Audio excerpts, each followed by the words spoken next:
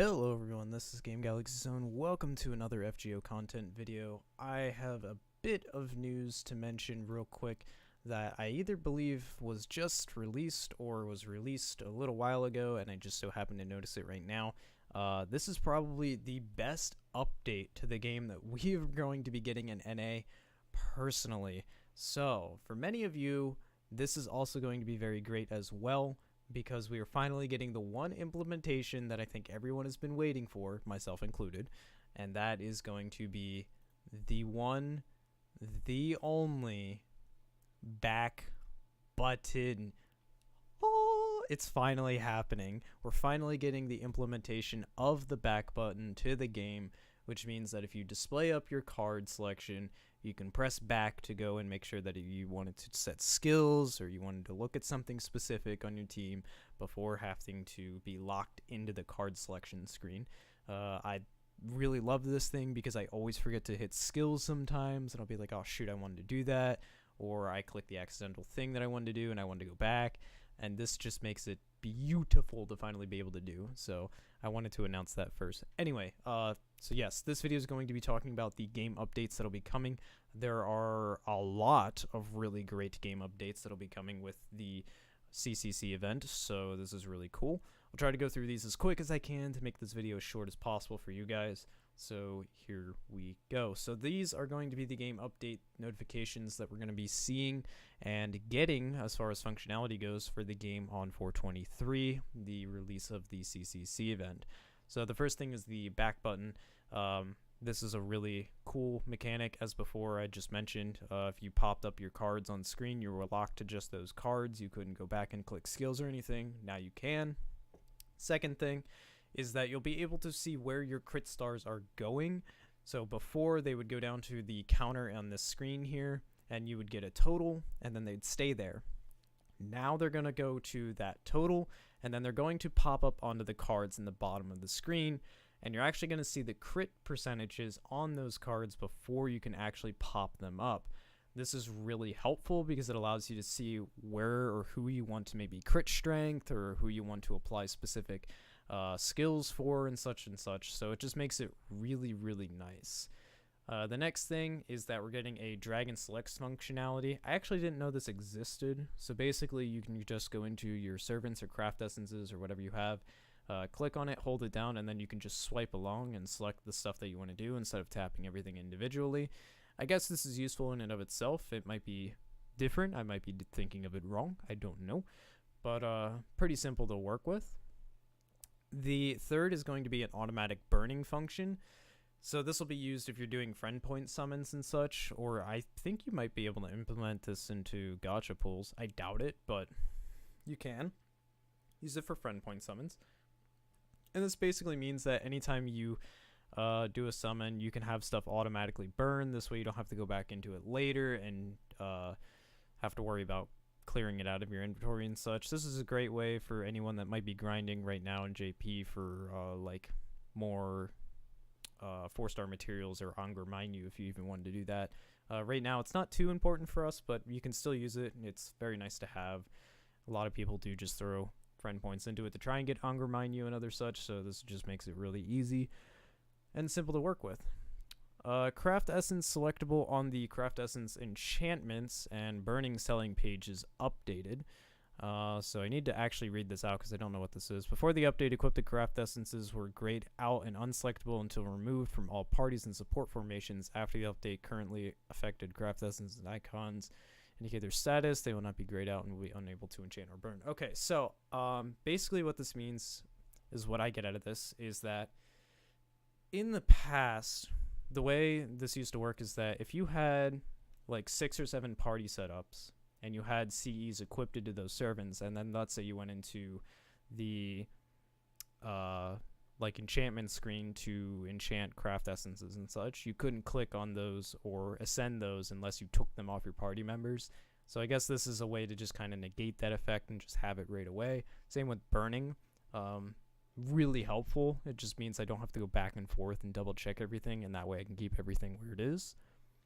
Number 5, links to interludes and rank up quests will be added in the servant detail slots. This is really helpful because it means I don't have to go looking into the interlude slot or the rank up quest or whatever have you to kind of figure out who and what needs to be done. If I need to figure out if a servant has a specific interlude, it will show up. It'll just be grayed out. So this is really, really helpful, and it'll make it very easy to look forward to. Copy and partying, queer quest, reset party names and such. This will allow you to basically, if you have a party that you want to copy over and just kind of replace some of the servants and CEs instead of just refreshing everything. Really simple, really easy, along with the clearing all, resetting all, craft essences, things of that nature. The receive all filter functionality will be added to the present box, so you can decide on what you want to receive all from. You can say that I only want servants, I can only want saints courts, mana prisms, rewards, stuff like that. Really simple, really easy. And although I don't know why people would want specific things out of it, then they just select it all anyway. I don't know how that works, but you can do that now.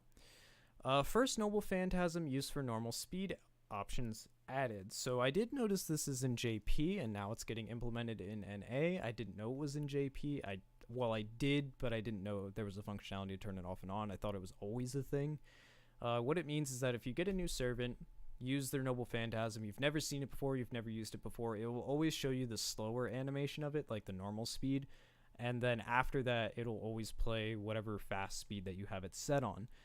You can change this in the system so that it will always do this, or you can just have it play at fast speed all the time and not really care about it. I do like seeing the slow speed at first. It just is nice and simple. So, but I'll probably leave that on because it's pretty cool. Servant-specific noble phantasm speed options, so this goes up with that. You can change that you want it at default. The overall battle speed setting will be applied, which is whatever speed you have it as. Normal will mean that it's always on like the slower speed, and then always high would mean that it's on the higher set speed. And you can set this in the servant detail settings. Apparently they're adding new Saint Graph backgrounds for most 1-star and 2-star servants. I don't know exactly what changes they're going to be. I'd actually have to look at it in game to see the differences that they're doing here. But yeah, I don't see too much of a difference, but like I said, I'd have to actually look back at some of the older variations to kind of see what they look like. It'll be really cool, though, to have some new art up on that. So, icon display size functionality is added to new screens. So there was some specific screens in which you could not make the icons bigger or smaller. And this was a pain because the screen being so small in some variations, you couldn't see everything.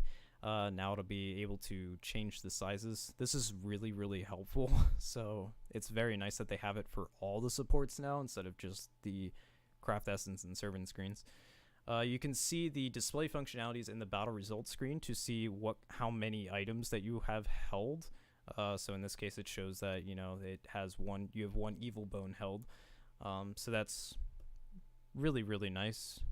Kind of keeps you up to date, or keep a track of the items that you have. Sorry.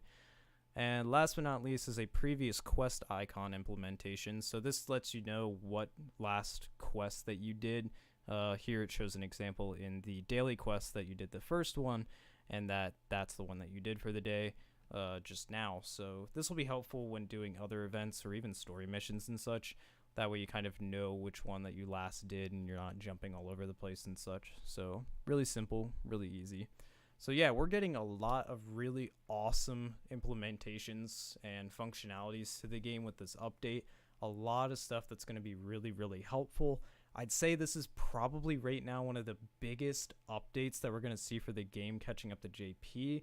There is some functionalities that aren't still there, but they're not as hugely important, in my opinion, as this one. We're catching up with JP with this update a lot, adding a bunch of stuff that's just going to make it overall easy and simple. And I'll tell you what, the functionalities between the back button and the crit stars on the servant cards before you actually see the servant cards is going to be amazing. I looked at when we were supposed to get these functionalities. If they didn't appear now, they appeared in JP, I think, at this time next year.